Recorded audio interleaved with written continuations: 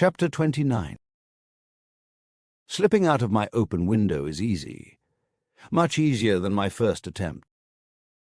When I was 13, some classmates had persuaded me to sneak out. They were meeting for their weekly game of ditch, which took place each Saturday at midnight. The game was simple enough. They had promised. There were two teams, one on foot, one on bicycle. The team on foot would be given a head start and would race to the other side of the city, roughly a distance of 5 kilometers. Some minutes later, the other team would start their pursuit, many driving bicycles, some riding as passengers. The goal was simple. The team on foot needed to reach the beach at the other end of the city without being physically tagged by the other team.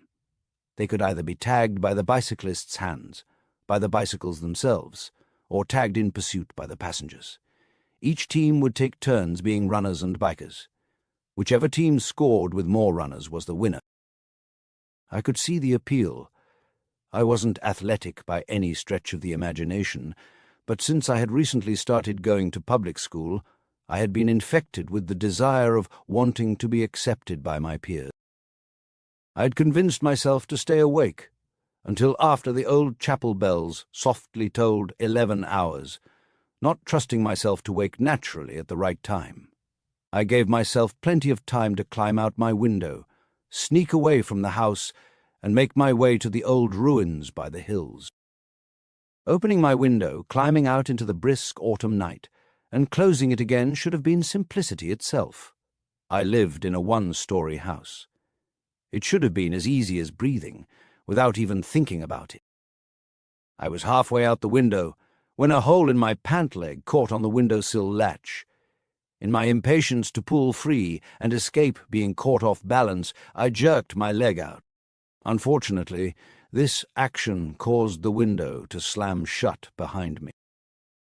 I frantically considered my options. I could go ahead with my plan of sneaking out, or return to my bed. The possibility of my parents hearing the window slam shut was too high to ignore, so I opened it, climbed back into my bedroom, quietly closed the window again, and hurried to bed. I was just pulling my blanket up to my neck to cover my heavy jacket when my father rushed into my open doorway.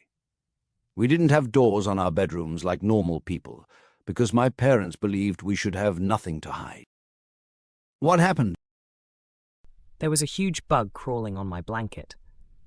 I took it to the window to throw it out. I closed it quickly to keep it from getting back in, but I couldn't stop the window from slamming. Looking him full in the eye, I quietly added, "I'm sorry." The features of his face had slowly softened. "It's okay, Corban. Just try to be more considerate of your family next time. Good night, son." As he returned to his bedroom, I noticed my body was humming with stressful energy, anticipation of getting caught, and adrenaline. Thinking back on it, I'm not surprised. In addition to being my first attempt to sneak out, that night was also my first attempt at outright lying. I quickly learned to be more careful in both. Now, over 2 years later, I'm an expert at quietly sneaking away from my house. But this time, I'm not sneaking away to play a childish game with friends. No, I have more important things to do now. On Monday, after my first day of school, I overheard an interesting conversation in Central Square among some older men. I was sitting near the fountain, absent-mindedly feeding seeds to the pigeons while I thought about my encounter with Colette at that very spot the day before. That's more like it. How did you like Priscino's rendition of The Old Hag last night at the Lobster? I liked it fine. I personally prefer his slower, story-like ballads, but I do admit he has a way with the crowd. And The Old Hag is definitely a tune everyone can join in on, even the women. Those who frequent the Lobster don't care one way or another if a joke's made at their expense. He paused, taking a swig from his bottle. I heard Violo's on the docket for Wednesday night. Now there's a singer if I ever heard one. You've got that right, boy. You think he'll sing, "Come Hither"? He will if he knows what's good for him. The last time Tall Tom hosted him for the night, he didn't sing it. The crowd worked itself into such an uproar that he was forced from the stage and they were all sent home. Tall Tom should know better than to host him again unless he guaranteed he would sing it. Maybe he would even... I stopped listening at that point of the conversation. After standing and tossing the remaining seeds to the pigeons, I left. As I looked at the fountain, my first thought was, I'll wager Colette would enjoy going to the Grey Lobster with me. Then I remembered that we had decided to take a break, and the thought made my heart ache. As I rode my bicycle home, I sorted through my conflicting thoughts and feelings. For the past 16 years, my mother and father had taken care of me as best as they could, given their beliefs. Despite this, I was feeling more and more like I was missing out on things, especially when I heard friends talk about their home lives. Henri had just had his 16th birthday 3 weeks ago.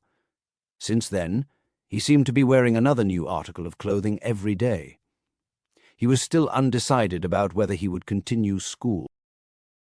Like Henri, I would have to choose what I would do after I turned 16. I knew I wanted to continue going to school, but I also knew that I couldn't suffer being father's apprentice for much longer. This choice made my 16th birthday feel more special, but it was also what made me feel guilty. I was torn between my human nature and what my parents had taught me was the right way. I was certain that any music special enough to cause an uproar was something I had to experience, even if I knew they would disapprove. On the other hand, I had an unexplainable hope that I would receive something special for my birthday this year. All the rest of the day, I felt an inner turmoil over the dilemma. If my parents or Hannah noticed, they decided to let it be.